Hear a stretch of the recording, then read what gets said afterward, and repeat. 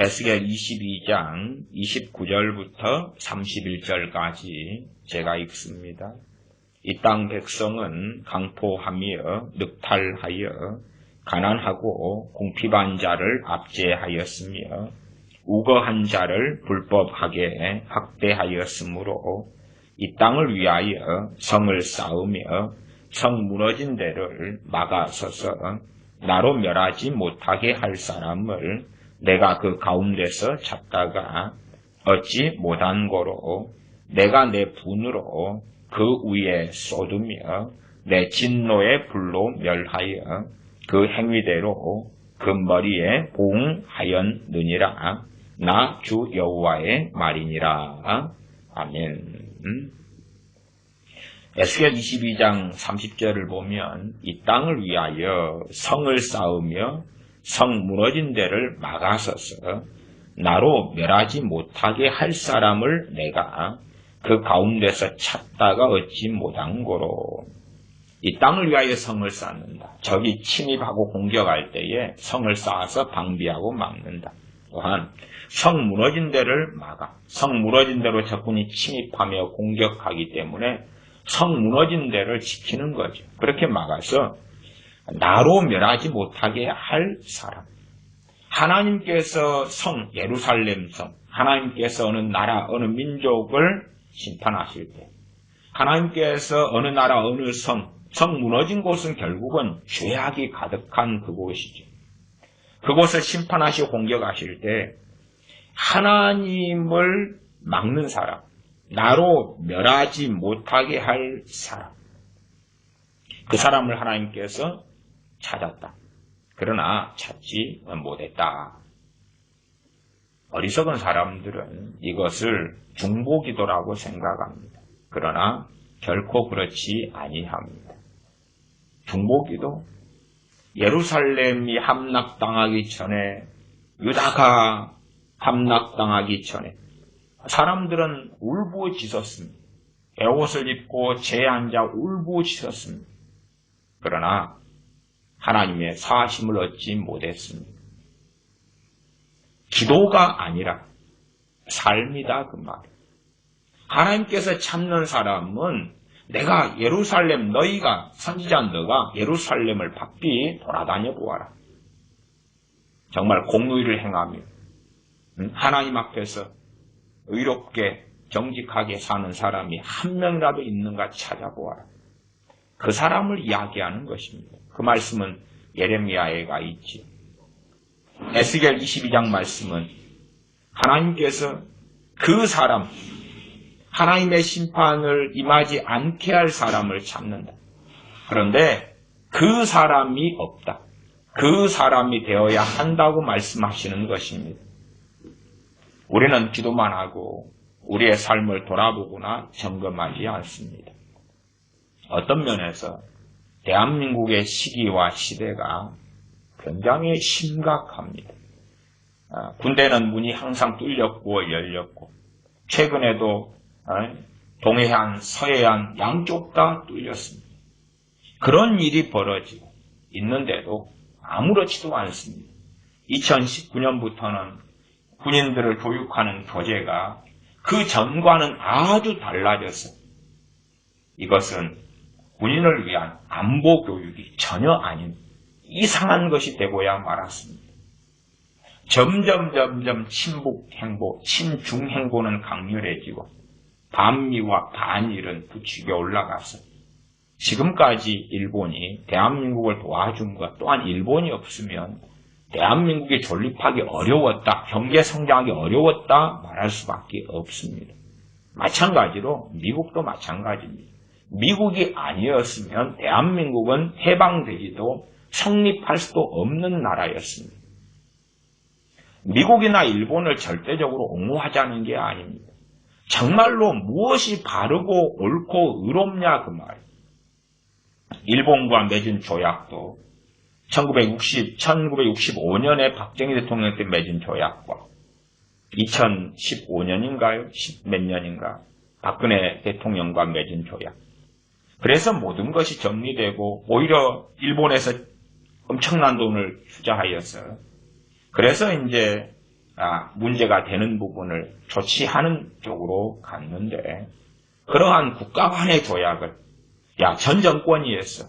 나는 정말로 박정희 싫어해. 그러니 박정희 대통령이 미국과 맺은 조약은 무효야 가짜야 엎어버려. 또한 박근혜 적폐의 대상이지. 박근혜가 일본 정부와 맺은 조약은 무효야 가짜야 엎어버려.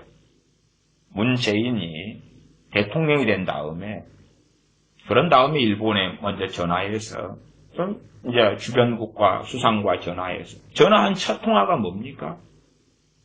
국가 간의 그 조약을 엎어버리겠다는 거지.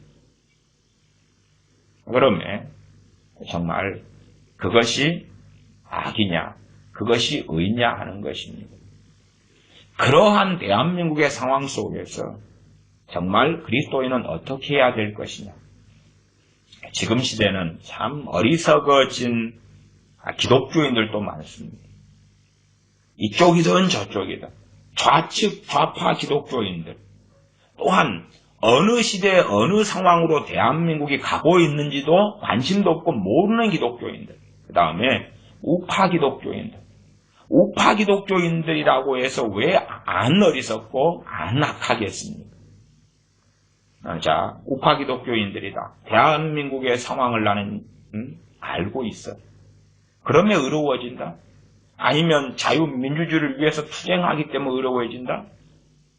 택도 없는 이야기입니다. 그러면 구약시대의 왕정에서는 자유민주주의 국가를 다윗이 추구했습니까?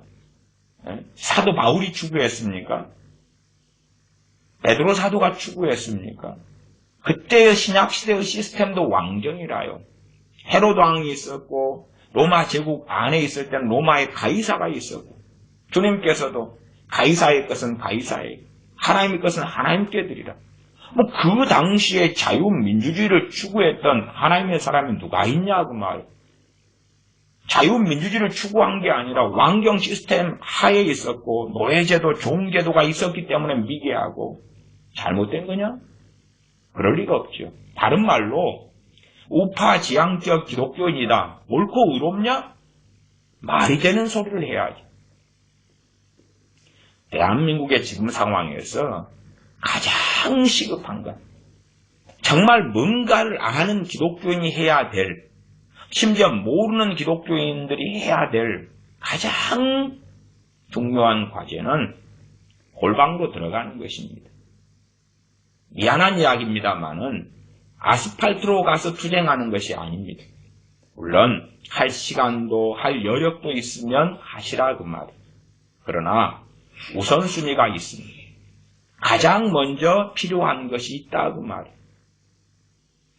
하나님께서 이 성을 멸하는데, 성 무너진 데를 막아서고 이 성을 멸하지 못하게 막을 사람을 찾는다는 것이 중보기도를 통하여 하나님의 손을 붙잡는 사람이 아니라, 하나님께서 보실 때에 내가 멸망시키지 않을, 내가 심판하지 않을 의로움을 가진 사람을 찾는다 그 말이에요. 의로움을 가진 사람. 나 기독교인이야. 그렇기 때문에 나는 멸망의 대상이 될 수가 없어. 도대체 역사 속에, 흥망성쇠의 역사 속에 기독교인이 없었던 나라가 어디 있으며, 또한 남한국 유다나 북한국 이스라엘에 그들이 하나님의 백성이 아니었던가 하는 말입니다. 그러면 단지 나 기독교인이야 하는 것이 면죄부가 될 수 없습니다. 하나님이 보실 때에 의롭냐 그렇지 않느냐 하는 것입니다. 우파운동을 하면 의롭냐? 아니요. 선지자들, 사도들 아무도 우파운동 안 했습니다. 미안한 이야기입니다만은 대한민국을 지키기 위해서 우파운동이나 자유민주주의를 지키기 위한 운동과 씨름은 필요하고 중요해요. 그러나 그것이 그리스도인들의 싸움의 본질이 결코 될 수가 없어요. 결코 될 수가 없어요. 그러면 지금도 왕정국가들이 꽤 있는데 거기에 사는 기독교인들은 왕이야 물러서라, 왕아 퇴진해라, 자유민주주의 국가를 일으켜라. 그 싸움을 싸웁니까? 택도 없는 이야기지. 말도 안 되는 이야기입니다. 아니면 중국에 있는 기독교인들이 야 공산주의 무너져라. 시진핑아 떠나가라. 그리고 대항하여 싸웁니까? 대항하여 싸울 여력도 능력도 없지만 그렇게 하면 중국 공안한테 잡혀가서 별짓 다 당하고 심지어 죽임당하는 것도 일도 아닐 거다 그 말이에요. 저기 러시아에서 푸틴에게 소위 참으로 말씀 믿는 기독교인들이 일어나가지고 이 푸틴이 악한 놈아. 그리고 정상적인 국가로 만들어라. 데모하고 싸운다? 아니 택도 없지요. 어쨌든 이 우파운동을 하는 사람들이 기독교인들이 많기 때문에 우파운동을 하는 기독교인들 또한 선봉장이나 우파 유튜버들은 어쨌든 기독교인들의 자원을 이용하려고 해요. 이용해서 자 아스팔트로 나와라. 나와라. 또 어떤 사람들은 목사들이요. 당신들 지금 기독교 우파지. 교인들을 우리한테 맡겨라.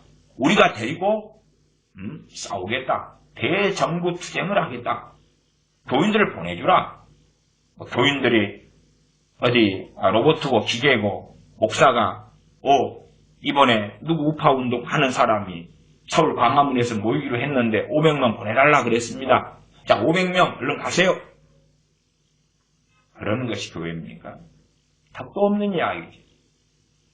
다 가정살림이 있고 직장이 있고 직업이 있고 그리고 그리스도인들의 우선순위가 존재하는 거예요. 물론 저도 항상 이야기해 왔습니다. 한 나라 안에 살 때 그 나라가 무너지면 우리의 삶도 무너지는 건 함께한다. 그러나 흥망성쇠는 하나님의 손에 달려 있습니다. 그렇기 때문에 하나님께서 보실 때에 성 무너진 데를 막는 사람, 하나님으로 하여금 멸하지 못하고 심판하지 못하게 막는 사람이 누구냐 하는 것입니다. 중보기도가 아니라 의로운 사람입니다. 우리의 말로 이해하기 쉽게는 성령 충만한 사람입니다. 우리의 말로 이해하기 쉽게는 미련한 다섯 처녀가 아니라 기름 준비한 슬기로운 다섯 처녀를 이야기합니다.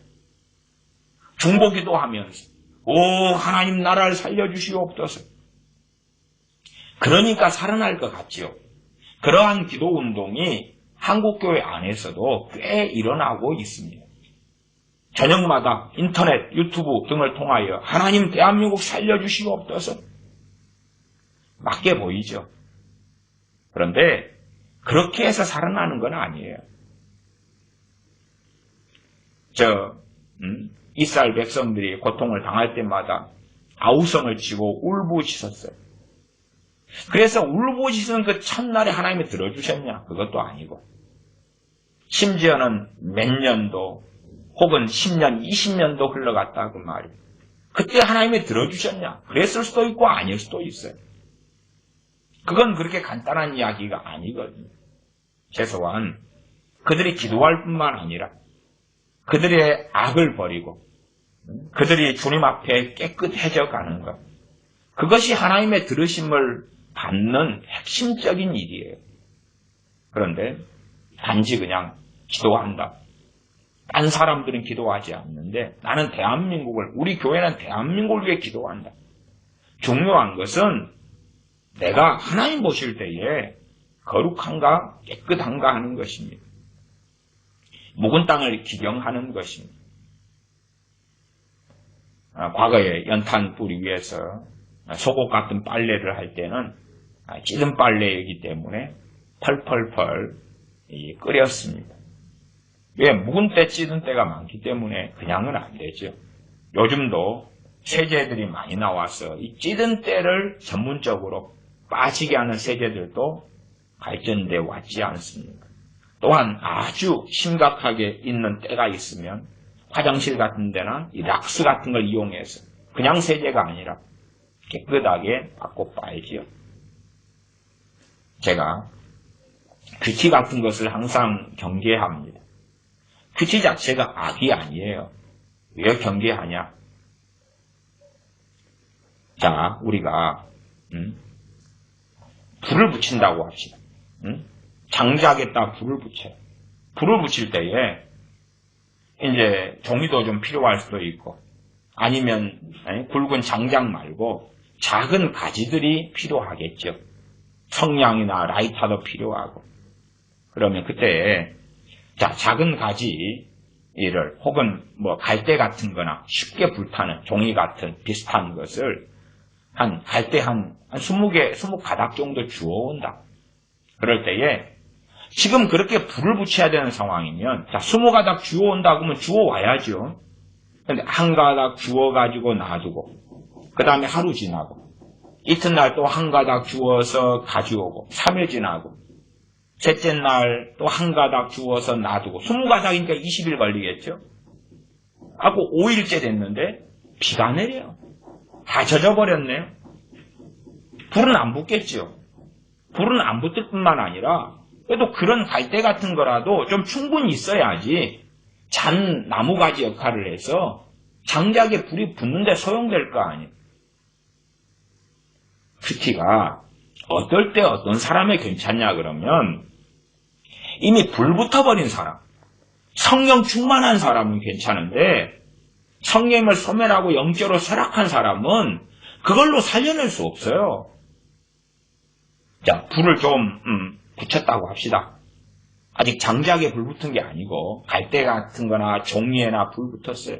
그래갖고 이제 그 다음에 입으로 후후 불거나 아니면 부채질을 하거나 그러겠죠. 입으로 한번 후후 불 때 언제까지 불어야 됩니까? 불이 옮겨 붙어서 안 불어도 불이 꺼지지 않을 때까지 불어야 돼. 근데 한번 후 분 다음에 자, 내일 와서 불어야지. 내일 오면 또 꺼져 있잖아요. 심지어 내일 비가 왔을 수도 있어요. 비가 왔다 그 말은 지금도 믿음이 보잘것없는데 고난이 닥치고 돈 문제 터지고 자식 문제 터지고 남편 아내 문제 터지고 시댁 문제 터지고 직장 문제 터지고 질병 생기고 그러면 무슨 믿음이 발등에 떨어진 불부터 어떻게 해야 될 거 아니에요. 이 내 믿음의 불, 이 모닥불, 이 장작불을 붙이는 것 이전에 불이 활활활 타오르면 부채질할 필요도 없어요. 그렇죠? 장작이 좀 점점 많이 타가네. 그럼 새 장작 몇 개 얹을까? 얹으면 돼요. 얹으면. 그런데 불이 꺼져버린 상태에서 불을 새로 붙여야 되는 상태에서 야 오늘 PT 한번 하고 잠깐 뭐 5분 기도 한번 하고 내일 또 PT 한번 하고 성경 1절부터 내일은 15절까지네. 이것을 가지고 오늘 내 삶에 어떻게 적용시켜서 예수님이라면 어떻게 하실까 좀 하고 모레 좀 어떻게 하고 그래가지고 살아날 수 없는 거예요. 삶아야지. 말하자면 최우선순위로 알고 쏟아 부어야지. 성경을 읽고 묵상하면 정말 내가 하루 중에 직장 갔다 직업 갔다 정말 필수적인 일 말고는 그것을 최우선순위로 삼아가지고 해야지요. 우리의 삶에도 많은 바쁘고 급한 일이 있어도 살다 보면 정말 더 급한 일이 생겨요. 뭐 더 급한 일을 위하여 시간을 꼭 내잖아요. 야, 올 여름에 휴가 계획 있어. 그러다가 중요한 장례식이 벌어지면 장례식을 먼저 가요. 직장 회사에 중요한 일이 있는데 내 어머니가 암 걸려서 수술받게 되면 그 중요한 일보다 어머니 수술이 더 중요한 거예요. 그렇게 정말 중요한 게 생기면 보통 때 아주 중요하고 필수적이라 했던 것까지도 내려놓게 돼요. 과거에 평양대부흥 때도 그냥 대부흥이 일어난 게 아니에요. 그냥 저 멀리 사는 사람들이 쌀을 짊어지고 자기 먹을 걸 짊어지고 부녀자들은 아이를 등에 묶어서 데리고 와서 그 정말 시설도 없고 뭣도 없는 곳에 앉아서 말씀을 10일, 20일 듣고 그리고 가져온 그 보리대박으로 밥이나 좀 해서 겨우 끼니 때우고 다시 말씀 앞에 엎드리고 그리고 불이 붙고 성령 충만해가지고 자기 사는 마을로 돌아가고 그런 부녀자들이 막 참여했을 때 옛날에 저도 자료들을 보면 그런 사람 남편이 너 야수장이 돼가지고 평양에 가서 말씀 들으려고 가서 20일 동안 있다 온다고? 애 끌어안고 애 등에 업고 어느 남편이 좋아하겠으며 당시에는 시족사회인데 그 마을에서 저 여자 미쳤다. 손가락질을 어떻게 안 받겠냐 그 말. 그러나 더 중요하고 긴급한 것이 있기 때문에 그래서 평양 대붕이 일어났고 그 앞에 원산 대붕이 일어났지. 무슨 가만히 있으니까 대붕의 물결이 휘몰아치고 오고 성령의 기름 부으심이 오고 가만히 아파트에 자다가 불이 떨어지고 회개가 터지고 신사도 애들이 그렇게 말하는지를 몰라도 교회의 부흥의 역사가 아니고 최소한 이 한반도에서는 1906년, 7년 물론 100년도 더 지난 일입니다만은 대부흥을 경험한 적이 있어요. 그러한 자료들이 많고요. 그런데도 불구하고 어리석은 사람들은 저도 평양대붕에 대한 자료들을 좀 가지고 있습니다만은 어떤 사람은 저한테 요즘 세상에 누가 평양대붕 모르냐? 아니 수박 거달기로 봐가지고 안다고 생각하는 발상 자체가 희한하죠. 그렇게 간단할 것 같아요. 안다고 생각하니까 그 안에 파고 들어가서 공부를 안 하고 살펴보지 않고 자기의 망상을 그 안에 대입시키는 거 아니에요. 평양대붕에 대하여 자세히 연구한 논문들도 좀 보고 두꺼운 자료가 객관적인 자료가 있는 것들을 살펴보고 그러면서 생각을 해야지. 그냥 뜬금없이 하나님 평양대붕을 다시 이 땅에 주시옵소서 40일 기도하고 그렇게 해서 되는 게 아니에요. 본래 대부흥은 단지 기도만이 아니라 말씀과 기도가 함께 가는 거예요. 그냥 대부흥을 달라고 기도해서 되는 문제가 아니라 말씀이 사람들을 변화시키는 거예요. 말씀이 변화시키는 거예요. 저한테 오늘 온 또 책선전 보면 책선전 새 신간이 나왔다고 책선전이 나왔는데 이렇게 제목이 이렇게 되어 있어요. 가피풀 몰에서 왔는데 우리에게는 사람을 변화시킬 능력이 전혀 없다. 오직 하나님의 강인한 사랑으로만 변화된다. 책 제목이 이래요. 오늘은 신간입니다. 거짓말입니다. 무슨 하나님의 강인한 사랑으로만 변화된다. 우리에게는 사람을 변화시킬 능력이 전혀 없다. 무슨 헛소리 하는 거예요. 이것이 지금 신간이고 이런 것을 기독교인이 듣고 보면서 와 신간이기 때문에 이 길이 최신식이고 가장 발달한 것이고 가장 발달된 가르침이다 믿는 거죠. 도대체 멍청이들 아니고서는 말씀을 통하여 사람이 변화되는 거지 사랑을 통하여 변화된다는. 그 다음에 우리는 사람을 변화시킬 능력이 전혀 없다. 전혀 없으면 우리가 말씀을 전할 필요가 없겠네요. 우리에게 너희는 천하 만민에게 복음을 전파하라. 말씀할 이유가 없겠네요. 전혀 없으니까 꼼짝도 않고 앉아있어도 되겠네. 나아가 오직 하나님의 강인한 사랑으로만 변화된다. 그러면은 이 책의 저자까지는 제가 안 봤습니다만은 이 책의 내용이 어떤 내용이겠어요?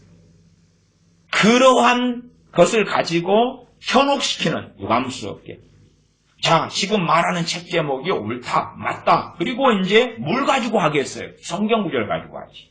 성경구절 가지고 하나님의 사랑에 대한 성경구절 그건 우리나라 한국 책도 아니네. 데이브 하비 폴 길버트 이 사람들이 쓴 책이네요. 번역돼가지고 이번에 출간되었구만. 이런 사람 책을 왜 출간하겠습니까?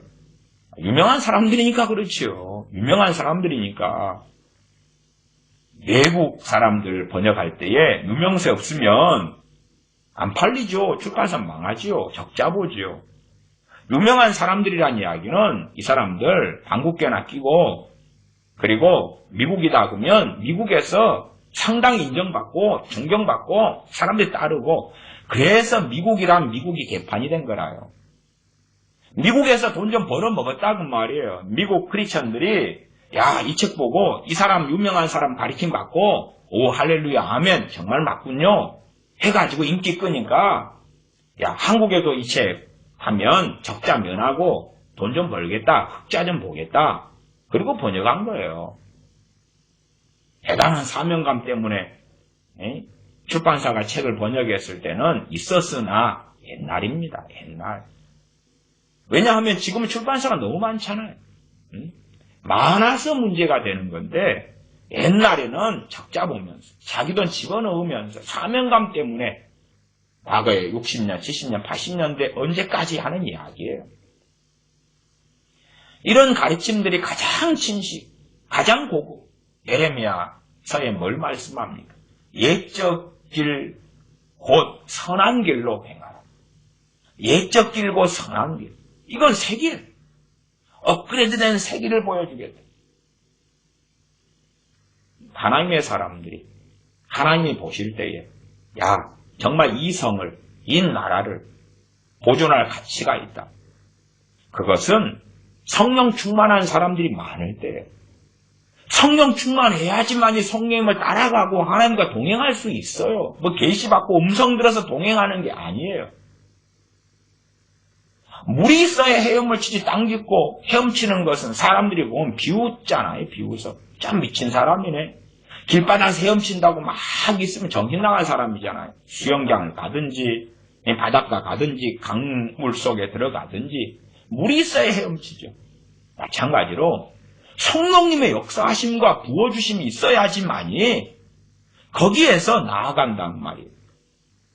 그것이 성령 충만이에요. 잠깐 으쌰 뭐가 있다 그게 아니에요. 대한민국의 애국자가 그리스도인이 당연히 되어야 돼. 왜? 그 나라의 백성인 한은 그렇다 그 말이에요. 그러면 기독교인으로서 하는 가장 큰 애국은 뭐냐 그럴 때에 각 나라의 흥망성쇠는 각 민족의 흥망성쇠는 하나님 눈에 달린 거예요. 하나님 손에 달린 건데 하나님 보실 때에 정말 내게 가치 있는 나를 사랑하는 나와 함께하는 나와 동행하는 내 백성들이 있구나. 그 백성이 누굽니까? 기독교인 크리스천들이죠. 그러면 과거에 소위 말한 보수 또 우파 자유민주주의가 강성했고 반공사상을 투철했을 때 그때의 대한민국 사람이나 그때의 크리스천들은 다 의롭고 깨끗합니까? 언제 그랬습니까 도대체? 언제? 우파였기 때문에 깨끗하고 고상하다. 누가 어떤 유명한 목사가 우파의 기치를 들고 앞으로 나와가지고 으쌰 하니까 와 선지자님 나셨네. 물론 그 유명한 목사님도 강단에 서서 자기가 선지자라고 이야기했어요. 누구라고 이야기 안 하겠습니다만은 한기총 누구 자기가 선지자라고 했어요. 그리고 앞에 나가서 이제 우리가 듣기 좋은 이야기, 겉으로 보기에 옳은 이야기, 으쌰 하니까 와, 저 거룩한 선지자님 따라가자. 어디로 달려가는지 두고 보겠습니다만은 정말로 크리스천들이 갈수록 바보가 되는 시대입니다. 우파면 거룩한가요? 아니면 자유 대한민국이 지켜졌다고 합시다. 보수 우파가 정권을 잡고 그 다음에 과거보다 더 좋은 나라를 만들었다. 그러면 거기에 있는 크리스천들은 하나님 보실 때 다 기뻐요. 다 너무 좋아. 왜? 우파니까. 항상 제가 말씀드리잖아요. 우파는 진리가 아니라고. 자유민주주의도 진리가 아니라고. 그게 진리면 사도 바울이 자유민주주의를 위해 싸웠겠지 복음을 위하여 진리를 위하여 싸우지 않았겠죠. 어리석은 사람들은 미국의 노예 해방이 링컨 대통령에 의하여 이루어졌어요. 노예 해방은 좋은 것입니다. 그럼에도 불구하고 사도들은 선지자들은 모세는 노예 해방을 위하여 살지 않았습니다. 그것 자체가 노예 제도 자체가 사실상 성경적으로 악이라고 볼 수 없는 거예요. 악이 아니에요. 그러나 인간의 인권운동의 차원에서 보면 노예제도는 악으로 보이는 거예요. 그러니까 의아해하죠. 왜 사도들은 노예제도를 인정했을까? 왜 성경은 인정했을까? 왜 하나님은 인정했을까? 물론 동족 동포를 노예로 삼지 말아라 말씀하시기도 하지만 그러면서 어느 돈 문제, 빚 문제를 가지고는 일정하게 노예를 삼을 수 있는데 일정 기간 이상을 넘지 말고 때가 되면 희년등이나 되면 해방시켜 주어라. 그 다음에 아무리 동족 이스라엘을 노예로 부리더라도 형제의 예로 대우하라. 등등의 하나님 말씀이 있어요. 그러니까 사람들이 보기에 좋은 가치라는 게 있단 말이에요. 그 가치가 진리의 자리에 들어와 버린 거예요. 그 가치 영향을 받으니까 과거에도 어떤 젊은이들이 목사님 왜 성경에서는 노예제도를 인정하는 이 흐름입니까? 왜 사도들이나 왜 하나님의 사람들은 노예제도를 철폐를 일찍부터 외쳤고 싸우지 않았고 투쟁하지 않았습니까? 로마 제국에 대하여 노예제도 폐지해라. 왜 싸우지 않았습니까? 그런 식의 질문은 세상의 인본주의 가치관의 영향을 받아버린 거예요. 하나님 말씀에 사람이 돼야 되는 거예요. 정말 우리 그리스도인들은 사실은 무엇이라고 말해요? 제가 지금 중보기도를 이야기한 것이 아닙니다. 골방으로 들어가야 될 때라는 것은 하나님 앞에 엎드려야 될 때라는 것을 이야기하는 것입니다. 하나님 앞에 우리가 삶아야 되지. 자, 청와대 앞에 가서 깃발을 들고 광화문에 가서 너희들은 촛불 들었지? 우리는 횃불을 들 거야. 미안한 이야기입니다만은 과거의 광화문에서는 촛불도 들었고 횃불도 들었습니다. 횃불 딱 일렬로 맞춰가지고 횃불 하나씩 들고 간격 충분히 넓히고 저 위에 빌딩에서 찍으니까 얼마나 장관이 나왔습니까? 걔네들 민노총 애들은 횃불 들고 진격했습니다. 그지 뭐 걔들은 촛불 횃불 다 들었어요. 선동하기 좋은 말은 광화문에서는 촛불 시위했지만 우리는 횃불을 들자. 횃불 다 썼거든요, 상대방이. 횃불을 들고 나가면 거룩해지고 의로워지고 대한민국이 바로 섭니까? 기독교인의 싸움은 그게 아니에요. 야, 손 목사 불 좀 붙여볼래 했더니 물 붓지 마. 아니요. 중보기도 성령 충만이지. 중보기도 기도 제목 좋은 거 가지고 샬라 1시간 2시간 철회하고 그래서 대한민국 살아날 것 같아요? 택도 없는 이야기예요. 하나님의 들으심 받을 것 같아요? 택도 없는 이야기예요. 성령 충만 받아야 돼요. 성령 충만 받아야 돼요. 심지어 내가 성령 충만한데 뭐 이상한 이야기겠지만 시국을 모를 수도 있어요. 내 사는 삶이 복잡해서 직장생활도 하고 그러면서 가정생활도 함께하는 전업주부가 아니라 다 해야 되는 거기에다가 시어머니 병수발 해야 되지 친정어머니까지 병수발 해야 되지 그러한 상황이면 무슨 시국에 관심 가지고 정신이 있을 상황이 있겠냐고 말이에요. 심지어 내 자식이 병 들어가지고 항상 병원에서 병관을 해야 되는 사람. 현실은 원래 그런 것이에요. 그러나 하나님을 가로막는 사람이 그 사람이 성령 충만하면 하루 내내 자식 병 들어서 병원에서 병수발하는 그 사람이 성령 충만하면 또한 성령 충만하자 해서 항상 건강하다는 법이 어디 있어요?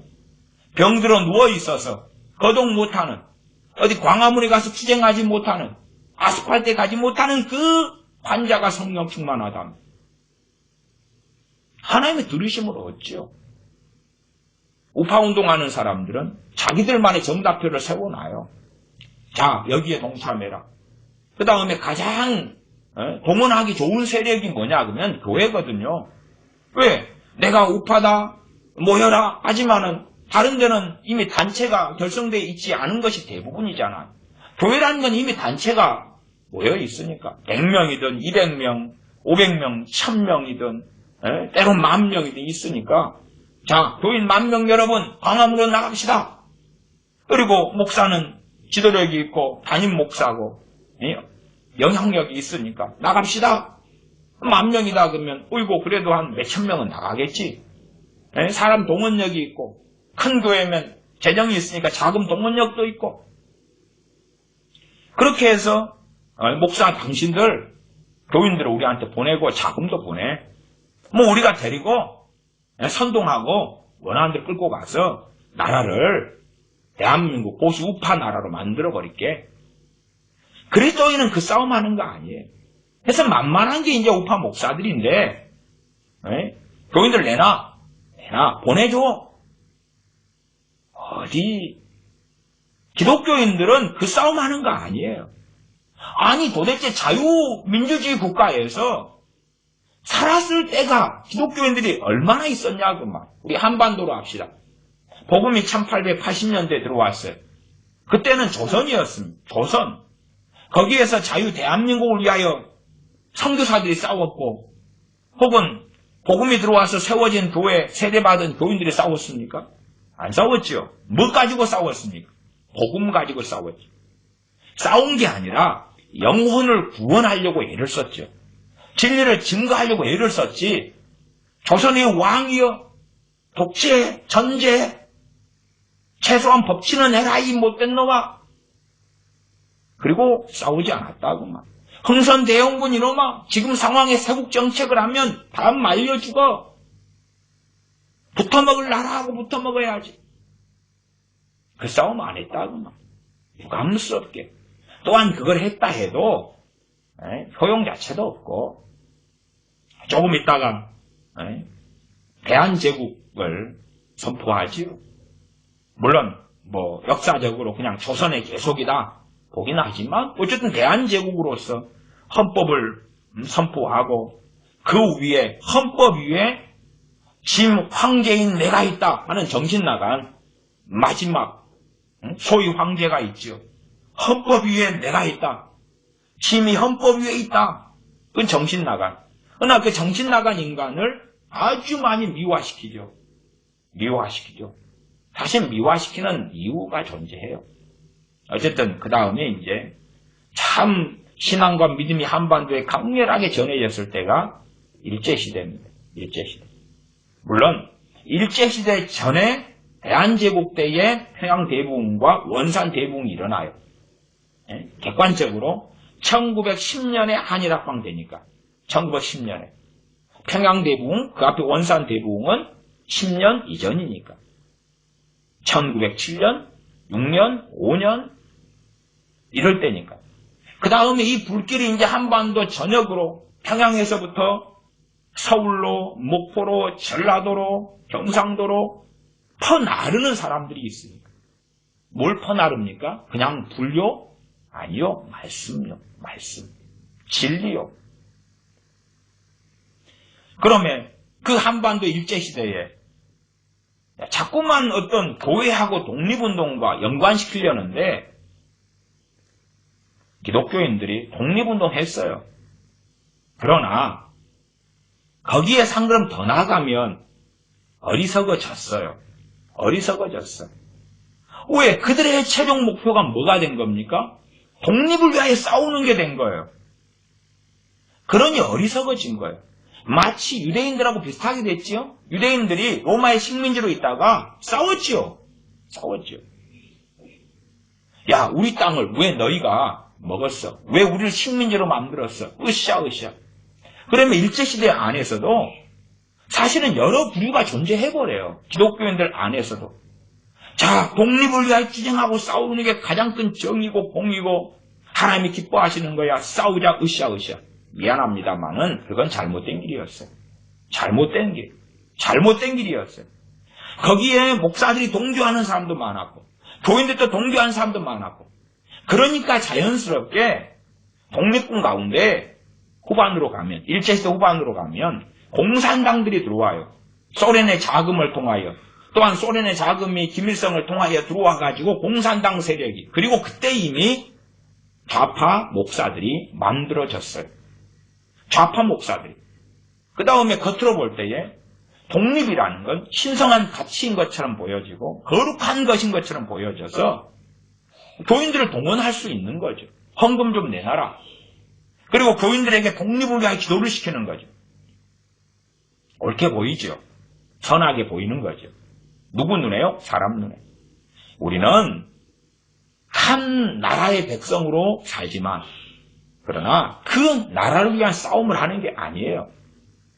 일제시대에 복음을 위한 싸움을 더 싸웠어야 되고 진리를 위한 싸움을 더 싸웠어야 되는 거예요.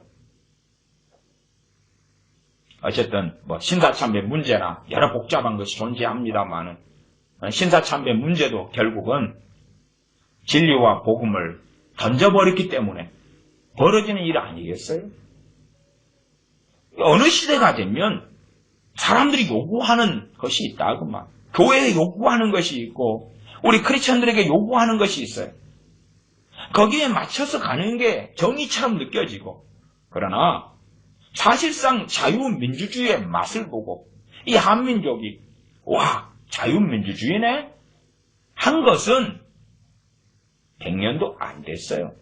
기껏해야 70년이나 좀 넘었어요. 별로 안 됐다 그 말. 별로 안 됐어. 더군다나 자유민주주의 국가가 해방된 다음에 1948년에 세워졌어도 그게 뭔지도 모르고 관심도 없고 이랬을 때가 수십 년 동안이에요. 기껏해야 이제 컴퓨터 나오고 인터넷 나오고 교육이 좀 되고 그러면서 80년대쯤에나 자유민주주의네. 전라도 같은 경우도 그전까지는 김대중 표가 그렇게 많이 안 나왔어요. 그러다가 80년 중반부터 혹은 80년 5.18 이후부터 전라도는 강력한 김대중의 선동 대상이 됐어요. 왜? 사람들은 감성적이잖아요. 김대중 그 양반 전라도 사람이니까 저기 목포 신안 어딘가요? 그 양반이니까 이 김대중은 전라도를 위한 사람인데 김대중을 저기 막 전두환이가 핍박하고 그 앞에는 박정희가 핍박했다 막 그러니까 전라도 사람들이 선동이 되는 거예요. 그래가지고 이제 김대중에게 몰표를 주기 시작한 것이 87년 그다음 88년 그때는 1년 차이로 총선 그 다음에 대선 이렇게 있었거든요. 몰표를 줬어요. 물론 그래도 떨어졌지만 그때 이후로 완전히 견고한 부동층이 돼버린 거예요. 박정희 대통령 때 70년 때 안 그랬어요. 안 그랬어요. 선동을 당해가지고 뼛속 깊이 내려와 버린 거예요. 그것이 마치 진리처럼 정말 정의처럼 그런 것이 자유민주주의 가치라해서 다를 거 있겠느냐 그 말이에요. 진리 아니에요. 정의 아니에요. 그냥 좋은 것 중에 하나인데 진리는 될 수 없는 거다 그 말. 정말 하나님의 심판을 막으려면 기도에서 막는 거 아니에요. 중보기도 막 들어오고 사람들 선동되니까 기도에서 막는다고 착각하는데 그게 아니라 우리가 하나님 앞에서 깨어있는 사람 되는 거예요. 내가 하나님과 동행할 수 있는 사람 되는 거예요. 그러려면 삶아야 돼요. 삶아야 돼요. 시간 남으면 엎드리고 나라 살려달라고 엎드리는 게 아니라 내 죄를 가지고 엎드리면 내 죄. 국가의 죄 말고 다른 사람 죄 말고 무슨 내가 대표성이 있다고 대단히 거룩하다고 민족의 죄를 끌어안 그 정도 되려면 느헤미야나 다니엘의 영성을 가지고 그래라 그 말이에요. 이미 하나님을 기쁘시게 하고 하나님과 동행하면서 민족의 죄를 가지고 끌어안고 국가의 죄를 가지고 끌어안으라고 말이에요. 그러나 자기 똥도 잔뜩 쌓여 있으면서 그러면서 국가를 위해 기도하는 건 무슨 일이 되냐 그러면 내로남불이고 자기는 거룩하다고 고상하다고 깨끗하다고 깨어있다고 착각하는 만용일 뿐이에요. 나라를 위해 기도하니까 나라를 위해 기도하지 않는 사람들은 더럽고 타락했고 나라를 위해 기도하는 나는 정말 깨어있는 사람이야. 그러나 그가 매일 살아가면서 또한 살아오면서 지었던 죄들은 어떻게 알고 그 다음에 죄는 깨닫고 있어요? 알고 있어요? 모르죠. 죄에 대한 첫째는 CT, 엑스레이, 그런 것들의 용도가 첫째 말씀이고, 두 번째, 죄에 대한 치유책도 말씀이라요. 말씀이 들어와야지 죄를 깨닫지.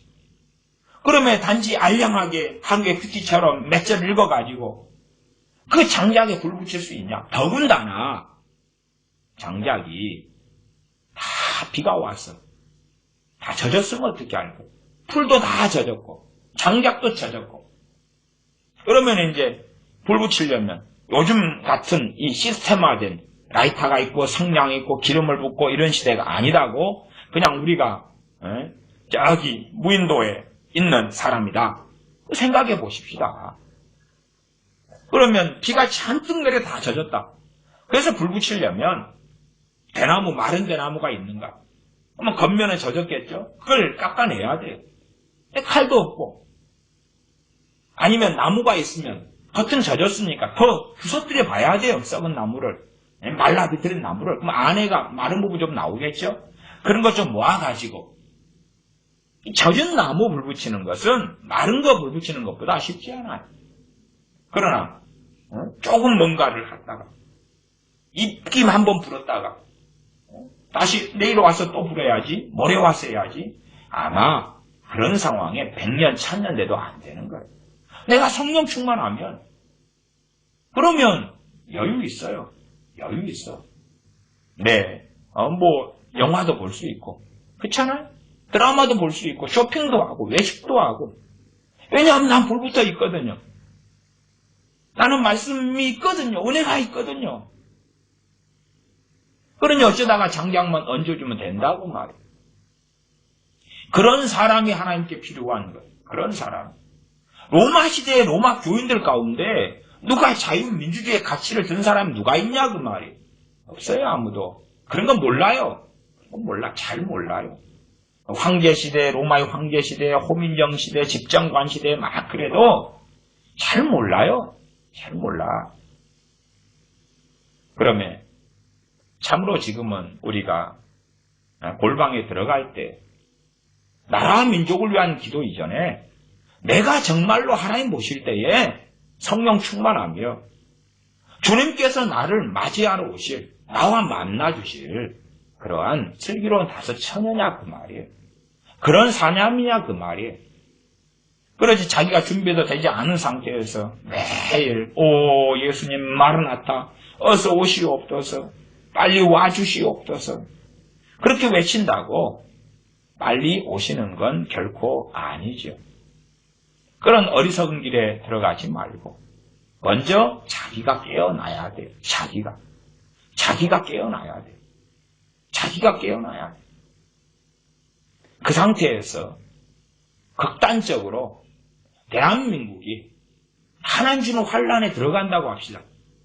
그러면 나는 그 환란을 피할 수 있는 것이고 또 피하도록 인도 받을 수 있는 것이고, 그러나 내가 소경인 상태라면 그리고 귀에 들리는 것만 의지하여 으쌰 나는 성령 충만하지 않은데, 깨어있지 않은데 대한민국을 살려달라고 때로 아스팔트가 투쟁하고 나는 소경이니까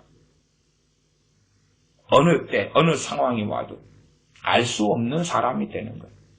하나님을 가로막을 사람이 하나님하고 대적해가지고 심판하려 할 때 안 됩니다 하는 사람이 가로막는 사람이 아니에요. 안 됩니다 하는 사람은 하나님께 반역하는 사람이에요. 하나님과 대항하고 대적하는 사람이에요. 대적하는 사람. 그래서 하나님께서 사무엘 선지자에게 사울왕을 위해서 기도하지 말아라. 내 뜻하고 반대되게 대항하고 대적하지 말아라 그런 거예요. 마찬가지로 예레미야 선지자에게 이 예루살렘과 유다 백성을 위하여 기도하지 마라. 반복적으로 말씀하시는 거예요. 예레미야 7장, 예레미야 11장, 14장 그러던가요? 반복적으로 말씀하세요. 나하고 대적하지 말아라 그 말이에요. 대항하지 말아라. 사람들은 담대하게 하나님과 대항하려고 그래요. 모세의 중보기도 같은 것은 대항한 게 아니라 여지가 있기 때문에 그런 거예요. 여지가 있기 때문에. 하나님이 심판하신다. 대항하려는, 하나님께 반역하려는 인본주의 사랑에 도취돼가지고 그러한 어리석은 길에서 최소한 크리스천들은 벗어나야 되고 하나님을 가로막는 사람은 하나님이 심판하려 했는데 야 얘네들 나와 함께하는 사람이잖아. 얘네들 지난달에는 세속적이었다가 이번 달에는 나와 함께하네. 성령의 인도하심을 받네. 나와 동행하네. 그러면 내가 고려할 수밖에 없지. 그런 사람을 찾는다 그 말씀이에요. 그런 사람을 찾는다. 기도하겠습니다.